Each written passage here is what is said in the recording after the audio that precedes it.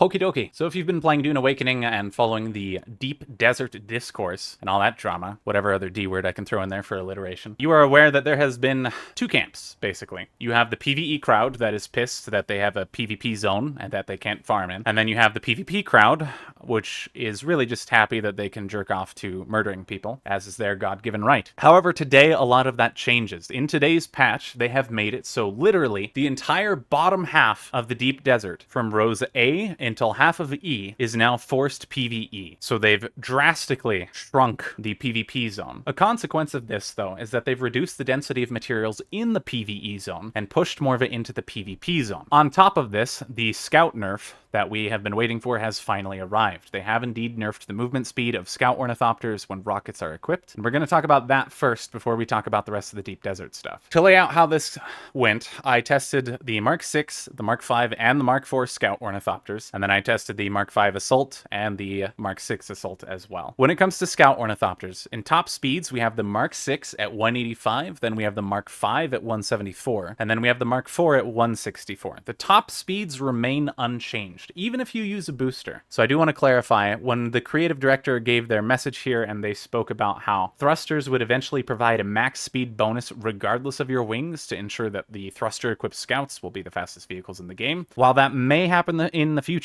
right now, that does not exist. The only impact we've seen to the Ornithopters is when rockets are equipped. So it doesn't matter if someone brings storage or a booster, their max speed will remain unchanged. Scout Ornithopters receive a 20% move speed penalty when they have those on, and then Assault Ornithopters have a 10% move speed penalty. And the Mark 6 Scout and the Mark 6 Assault, funnily enough, because of the differing penalties, when they have a rocket equipped, they both have a max neutral glide speed of 148 kilometers an hour. I would like you to note that that 148 is slower than the neutral glide speed of the Mark IV Ornithopter. This does mean that even if you have the shittiest Ornithopter in the game now, you will very easily be able to outrun anyone that has rockets that is chasing you. And if you watched my video about the deep desert not being that scary, I still stand by that, and I think a lot of you guys were being major fucking wussies over that. But in that video, we had discussed the utility of taking a booster in the deep desert if you are trying to be a rat bastard and sneak past everyone. While the booster still has that strength and utility, it is no longer mandatory, basically, in order to survive as a rat in the desert. You can absolutely take a storage instead and still outrun everyone else. And the same goes for a Mark V Assault Ornithopter. Even if people are chasing you with Mark 6 gear, a Mark V Assault Ornithopter at max speed hits 154, even with storage. And that 154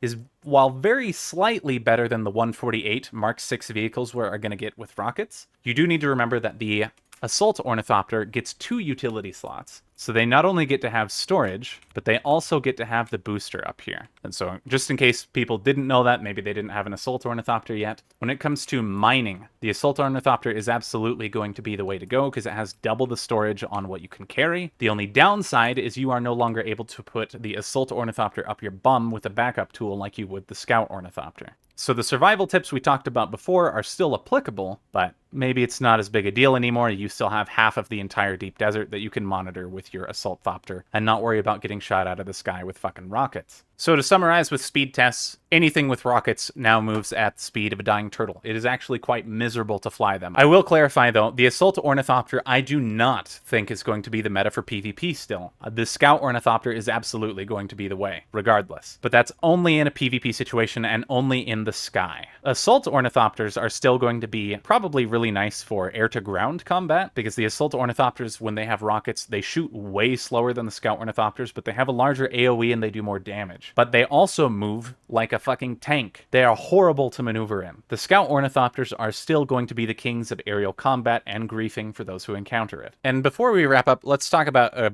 bit of quick speculation on what's going to happen now that they've made half the deep desert PvE. A consequence of this is, again, as I mentioned before, they have moved a lot of the resources into the northern half of the deep desert, meaning the PvP zone is now more valuable than it was before. Not only that, but because they've scrunched it up there, they've shrunk the engagement area for PvP. So an unintended side effect of this is we may actually see way more PvP than we saw before, because people are going to be going into the deep desert, they're going to see that there's no fucking Stravidium, because now Stravidium and Titanium take 45 minutes to respawn in the deep desert. And because of that, people that were going out to farm it may end up just inevitably going to the PvP zone. Since the PvP zone is smaller, it takes way less time to patrol and find people to fight with. So that's one option we might see. The alternative, though, and this is just as likely, is that we are greatly underestimating how large of a pussy everyone is, and we might have people that go out, and even if they don't find any titanium and stravidium, they might just turn around and go home empty-handed. Some people are probably content to do that, which would be a little sad, but it is what it is. However, there is no fucking way in hell that we're gonna know how this will actually play out until at least another week goes by. Because now everyone who's been terrified of the deep desert is gonna go dip their toes in the water,